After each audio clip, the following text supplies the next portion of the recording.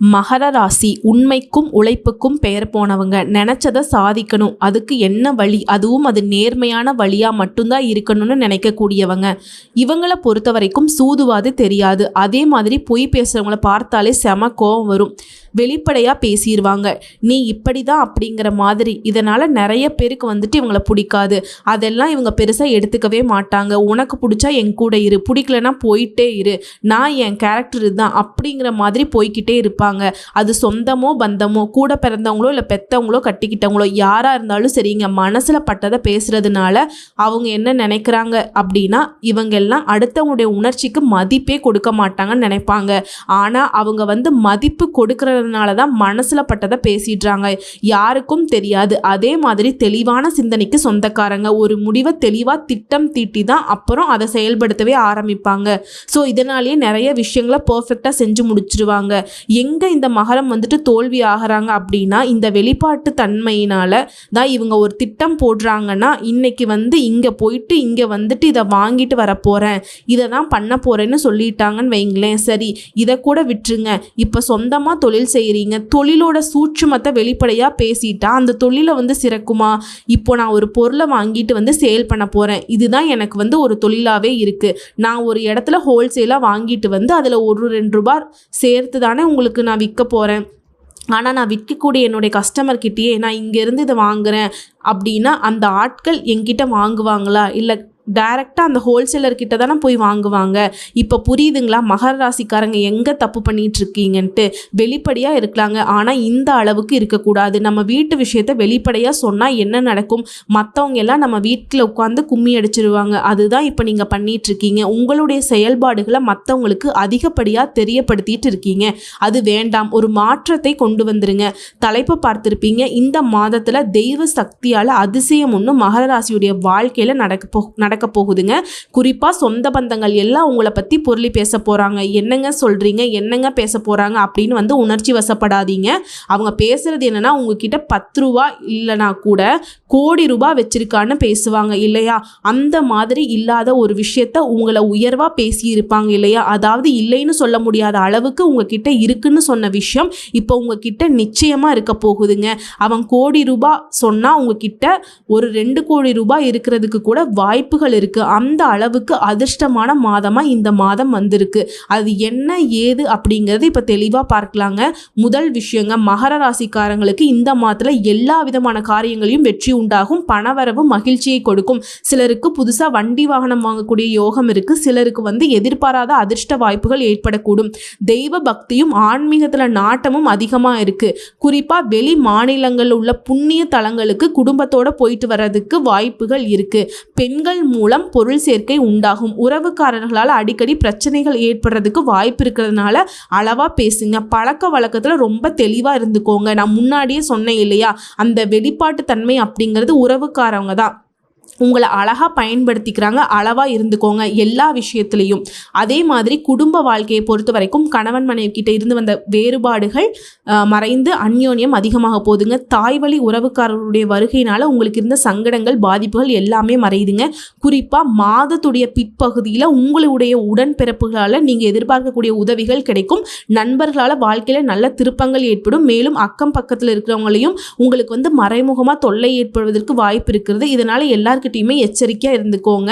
அது சொந்தமாக தொழில் செய்யக்கூடிய மகர ராசிக்காரங்க தொழில் வியாபாரத்தில் நீங்கள் எதிர்பார்த்ததை விட லாபம் அப்படிங்கிறது ஒரு படி அதிகமாகவே கிடைக்கும். ஆனால் முன்ன பின்ன தெரியாதவங்க கிட்ட யார்கிட்டையும் வியாபார பேச்சுவார்த்தை இருக்கக்கூடாது. ஒப்பந்தம் பண்ணுறது இந்த மாதிரி எந்த ஒரு விஷயத்தையும் நீங்கள் செய்யக்கூடாது. மற்றபடி பணியாளர்களை பொறுத்த வரைக்கும் உங்களுக்கு ஒத்துழைப்பாக இருப்பாங்க. லாபம் அதிகமாக இருக்கும். தொழிலில் நல்ல வளர்ச்சி இருக்கும். இதுவே உத்தியோக பணிகளில் இருக்கக்கூடிய மகர ராசி ஆண்களோ பெண்களோ, தனியார் துறையோ அரசாங்கத்துறையோ, அலுவலகத்தில் பதவி உயர்வு, ஊதிய உயர்வு இந்த மாதிரி சலுகைகள் கிடைக்கும். பணிச்சுமை கொஞ்சம் அதிகமாகவே இருக்கும். சக ஊழியர்கள் உங்களுடைய பணிகளுக்கு உதவிகரமாக இருப்பாங்க. மேல் அதிகாரிகிட்ட பாராட்டுகளும் உண்டு. அவர்களுடைய அன்பும் ஆதரவும் அதிகமாக இருக்கிறதுனால பணியிட சூழல் அப்படிங்கிறது உங்களுக்கு உற்சாகத்தை கொடுக்கும். மேலும் சொல்லணும்னா மகர ராசிக்காரங்களுக்கு இந்த மாதம் அப்படிங்கிறது ராஜயோகத்தை கொடுத்திருக்கு. நிறைய நல்ல பலன்களை அனுபவிக்க போறீங்க. அதாவது உங்களுக்கு 8ஆம் பாவ அதிபதி, அதாவது அஷ்டமாதிபதி அதிபதியாக இருக்கக்கூடிய காலபுருஷனுக்கு 5ஆம் பாவ அதிபதியாக இருக்கக்கூடிய சூரிய பகவான் உங்கள் ராசிக்கு வந்து அமர்வதனால சூரியன் உங்கள் பக்கத்தில் வருகிறப்போ கண்டிப்பாக உங்களுடைய பிரச்சனைகளுக்கு தீர்வு கிடைக்குது, ஆத்ம விருத்தி உண்டாகுது, ஆன்ம விருத்தி உங்களுக்கு கிடைக்குதுங்க. இந்த மாதத்தை பொறுத்த வரைக்கும் சூரியனுடைய அமைப்பு அப்படிங்கிறது உங்களுக்கு ஒரு உத்வேகத்தை, தைரியத்தை, வீரியத்தை, போராடி வெற்றி பெறக்கூடிய தன்மையை மேம்படுத்தி கொடுக்குறார். கடினமான உழைப்பு ஆற்றலை வெளிப்படுத்துவீங்க. உங்களுடைய உழைப்புக்கான விருதுகள், பாராட்டுகள் கிடைக்குங்க. நீங்கள் எடுத்த காரியங்கள் எல்லாத்துலேயுமே முன்னேற்றம் இருக்கும். தடைகள், தாமதங்கள் எல்லாமே விலகி எதிரிகள் இல்லாமல் போவாங்க. கோர்ட்டு கேஸ் வழக்குகள் கூட உங்களுக்கு முன்னேற்றத்தை கொடுக்கும். உங்களுக்கு சாதகமான தீர்ப்பு கிடைக்கும். குறிப்பாக மகரத்தை குரு பார்க்கிறதுனால துன்பங்கள் அனைத்துமே தீருது, மனசுக்கு தெளிவு கிடைக்கும். இதே படிக்கக்கூடிய மாணவர்களுக்கும் சரி, உயர்கல்விக்காக வெளிநாடு போகணும்னு நினைக்கிறவங்களுக்கும் சரி, இல்லை நல்ல செய்திகள் வந்து சேருங்க, நல்ல முன்னேற்றம் இருக்கும். தடைகளை இருந்து இப்போ விடுபட போகிறீங்க. வெளிநாட்டுக்கு வேலைக்கு போகணும்னு நினைக்கிறீங்களா? உங்களுடைய எண்ணங்கள் எல்லாமே ஈடேறி வரும். உங்கள் ராசிக்கு 9ஆம் பாவ அதிபதியும் ராசிக்குள்ளேயே இருக்கிறதுனால 10க்குரிய ஒரு உச்சம் பெற்றிருக்கிறதுனால தர்ம கர்ம ராஜயோகம் ஏற்பட்டிருக்கு. வருமானம் பல வகைகளில் உங்களுக்கு வரும், பல வழிகளில் வரும். தொட்ட காரியங்கள் அனைத்துமே தொடங்கும், நினைச்ச காரியங்கள் அனைத்துமே நிறைவேறும். உங்களுக்கு தேவையான உதவிகள் தேடிக்கிட்டு வரும். சொந்த தொழில் செய்கிறவங்களுக்கு அபரிவிதமான வளர்ச்சி இருக்கும். டெக்ஸ்டைல்ஸ், தங்கம் வியாபாரம், நகை தொழில், அலங்கார தொழில், இந்த மாதிரியான தொழில்களில் நல்ல முன்னேற்றம் இருக்கும், நல்ல வருமானம் இருக்கும். ஒரு கடை வச்சிருக்கீங்க அப்படின்னா பல கடைகளாக மாறக்கு வாய்ப்பு இருக்குது. அதாவது ஒரு கிளை பல கிளையாக மாறுங்க. அதிக அளவில் நல்ல வளர்ச்சியை பெற போகிறீங்க. 9ஆம் இடத்துல கேது வீற்றிருக்கிறதுனால, கேதுவை குரு பார்த்து கொண்டிருக்கிறதுனால உங்களுக்கு எல்லாமே உதவியாக இருக்கும். 3ஆம் இடத்துல ராகு இருக்கிறதுனால யாருன்னு தெரியாதவங்க கூட உங்களை தேடி வந்து உதவி செய்வாங்க. உங்களுக்கு தேவையான உதவிகள் எல்லாம் நீங்கள் வாய் திறந்து கேட்கறதுக்கு முன்னாடியே என்ன கேட்குறீங்களோ அது உங்கள் கையில் இருக்குங்க. ஒரு பக்கம் 7.5 சனி நடந்துட்டுருக்கு அப்படின்னாலும் உங்களுடைய ராசிநாதன் 2ஆம் வீட்டில் வீற்றிருக்கிறதுனால உங்களுக்கு பெரிய துன்பம் எதுவுமே வராது. குழந்தைகளாலையும் நல்ல வளர்ச்சி இருக்கும். ஏன்னா உங்களை பொறுத்த வரைக்கும் சின்னதாக இந்த வயிற்று கோளாறு, சளி தொல்லை, இந்த மாதிரி இந்த ஜீரண கோளாறு, இந்த மாதிரி சின்ன பிரச்சனைகள் வரதுக்கு வாய்ப்பு இருக்குது. அதனால் உடல் ஆரோக்கியத்தில் கொஞ்சம் பார்த்துக்கோங்க. அடுத்து 5ஆம் பாவ அதிபதி உச்சம் பெற்று ராகுவோட சம்மந்தப்பட்டு இருக்கிறதுனால வீட்டில் திருமண வாய்ப்புகள் உருவாகும். என்ன பண்ணாலும் சரிங்க, திருமணம் கைகூடவே இல்லை. ஆண்களோ பெண்களோ இல்லை, உங்கள் குழந்தைகளுக்கும் திருமண வரன் வந்து கூடவே இல்லை அப்படின்னு நினைக்கிறவங்களுக்கு இப்போ இந்த மாதத்தில் நல்ல வரன் அமையும். சிலருக்கு வெளியூர் பயணங்களுக்கு வாய்ப்பு இருக்குது. புதிய முயற்சிகளால் வெற்றி கிடைக்கும். சினிமா துறை, அரசாங்கத்துறை, சுய தொழில் செய்கிறவங்களுக்கு இந்த காலகட்டத்தில் நீங்கள் எப்படி பார்த்தாலும் சரி நல்ல உயர்வான நிலைக்கு போவீங்க. நினைச்ச காரியங்கள் நடக்கிறதுனால உங்களுடைய செயல்பாடுகள் உற்சாகத்தை கொடுக்கும். உங்களுக்கு அடுத்ததாக ராசிக்கு 6ஆம் இடத்துல செவ்வாய் அமர்ந்திருக்கிறதுனால புதிய வேலை வாய்ப்புகள் கிடைக்கும். தொழில முன்னேற்றம் இருக்கும். பண உயர்வு கிடைக்கும். சம்பள உயர்வு கிடைக்கும். பூமி வாங்குறதுனால லாபம் கிடைக்கும். Real estate, construction, agency, brokerage, இந்த மாதிரியான துறைகள் இருக்கவங்களுக்கு நல்ல லாபம் கிடைக்கும். ஆனால் ஆல்ரெடி எனக்கு பிரச்சனை இருக்கேம்மா, இப்போ நீ சொல்கிறதெல்லாம் ஓகே தான், நடந்தால் நல்லா தான் இருக்கும் அப்படின்னு சொல்கிறவங்களுக்கு ஏற்கனவே இருக்கிற பிரச்சனை கூட இப்போ தீர்ந்து போகும். புதிய முன்னேற்றம், புதிய லாபம், புதுசாக வீடு கட்டுவீங்க, புதுசாக மனை வாங்குவீங்க, வாகனம் வாங்குவீங்க. எல்லா விதங்களையும் யோகம் உண்டு. குரு பகவான் ராசியை பார்க்கறதுனால கேட்டது கிடைக்கும். தொட்ட காரியங்கள் தொடங்கும். லாப நோக்கத்தோடு செய்யக்கூடிய காரியங்கள் விருத்தியை கொடுக்கும். குடும்பத்திலிருந்து வந்த பிரச்சனைகள் மறையுது. உங்களை விட்டு விலகி போனவங்க கூட இப்போ உங்களை வந்து தேடி வந்து நிற்பாங்க. அடிக்கடி வந்து அம்மன் ஆலயங்களுக்கு போயிட்டு வந்து வீட்டில் வந்து வழிபாடு செய்யுங்க. இயற்கை வழிபாடும் செய்கிறது ரொம்ப நல்லதுங்க. மனசுக்கு அமைதி கிடைக்கும். மன அமைதி இல்லாமல் தவிச்சிட்டு இருந்த உங்களுக்கு மன அமைதியும் நிறைவான செல்வ செழிப்பும் கிடைக்க போதுங்க. வெற்றி வாய்ப்பு மட்டுமே உண்டாகி உங்களுக்கு வந்திருக்குங்க. இந்த மாதம் கரெக்டாக பயன்படுத்திக்கோங்க. அதை பயன்படுத்திக்கிட்டால் மட்டும் போதும், நீங்கள் வந்தால் மட்டும் போதுங்கிற மாதிரி நீங்கள் அமைதியாக வரக்கூடிய வாய்ப்பை மட்டும் கெட்டியாக கையில் பிடிச்சிக்கிட்டா போதும். மற்றபடி எல்லாமே உங்களுக்கு நல்லதாகவே நடக்கும். இப்போது எக்ஸாம்பிள் சொன்னால், ஒருத்தவங்க வந்து எனக்கு ஒரு 2 கோடி ரூபாய் பணம் கொடுக்குறாம்மா அப்படின்னு ஒரு 10 மணிக்கு வாமான்னு சொல்கிறாங்க. இது எனக்கு ஒரு அதிர்ஷ்ட வாய்ப்புனே வச்சுக்கோங்களேன். நான் 10 மணிக்கு போகாமல் அது நம்ம காசு தானே, நமக்கு கொடுக்கறது தானே, அது நமக்கானதுன்னு அவர் சொல்லிட்டார். இல்லை நம்ம ஒரு 11 மணிக்கு போவோம், இல்லை ஒரு 12 மணிக்கு போவோம், சரி இன்னைக்கு வர முடியாது நாளைக்கு வந்து வாங்கிக்கிறேன், இப்படி சொன்னால் அந்த அதிர்ஷ்டங்கிறது எனக்கு நிற்குமா? புரியுதுங்களா? இப்படித்தான் மகர ராசிக்காரங்க எதுலேயுமே அலட்சியம் காட்டிடாதீங்க. அப்பப்போ அந்தந்த வேலையை, அப்பப்போ உங்களை நோக்கி வரக்கூடிய நல்ல விஷயத்தை அப்பப்போ கால்குலேட் பண்ணி செஞ்சு முடிச்சுக்கோங்க, கெட்டியாக பிடிச்சிக்கோங்க. ஸோ இப்போ வரைக்கும் பார்த்தது மகர ராசிகளுக்கான இந்த மாத பொது பலன்கள். இதுவே ரொம்ப சிறப்பாக இருக்குது. இப்போ நம்ம நட்சத்திர பலன்களை பார்க்கலாம். மகர ராசி உத்திராட நட்சத்திரம் 2ஆம் பாதம், 3ஆம் பாதம், 4ஆம் பாதம் உங்களுக்கு இந்த மாதம் யோகமான மாதமாக பிறந்திருக்குங்க. நட்சத்திரநாதன் சூரியன் இந்த மாதம் முழுவதுமே ஜென்ம ராசிக்குள்ளே சஞ்சரிக்கிறதுனால வேலைகளில் கவனம் செலுத்தணும். முன்னேற்றத்தை நோக்கி நடைபோட போகிறீங்க. நடக்கவே நடக்காதுன்னு நினச்ச காரியங்களும் இப்போ நடக்கும். முயற்சிகள் அதிகரிக்கும். இந்த இடத்துல சூரியனுடைய பார்வை 7ஆம் இடத்திற்கு உண்டாகிறதுனால வாழ்க்கை துணையை அனுசரித்து செல்வது ரொம்ப நல்லது. நண்பர்கள் எதிரியாக மாறக்கூடிய நிலை இருக்குது. கூட்டு தொழிலில் கவனமாக இருங்க. முடிஞ்ச வரைக்கும் வேலைகளை மட்டுமே கவனம் செலுத்தி முன்னேற்றத்தை நோக்கி பயணம் பண்ணுங்க. மற்றபடி மாதம் முழுவதுமே சுக்கிர பகவான் உங்களுக்கு சாதகமாக இருக்கிறதுனால வருமானம் அதிகமாகும். குழப்பங்கள் விலகுது. பொன்பொருள் சேர்க்கை உண்டாகுது. ஒரு சிலருக்கு புதிய சொத்து சேரும். புதிய தொழில் தொடங்கும் முயற்சிகளில் வெற்றி கிடைக்கும். அதற்கான வாய்ப்புகளும் வந்து சேரும். வேலை தேடுறவங்களுக்கு, வேலை இல்லாதவங்களுக்கு இப்போ நல்ல வேலை அமையும். உங்களுடைய கனவுகள் நனவாகுது.